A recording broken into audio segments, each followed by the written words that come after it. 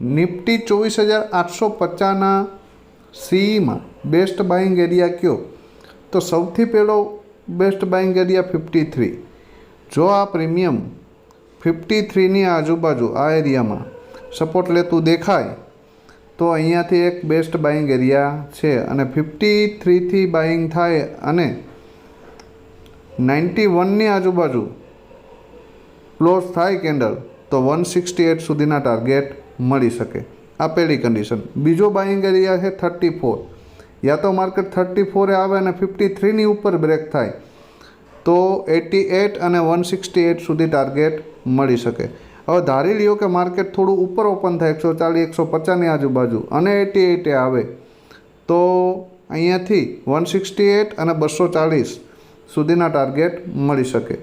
આવા short video માટે option trader Gujarati ચેનલને સબસ્ક્રાઈબ કરો.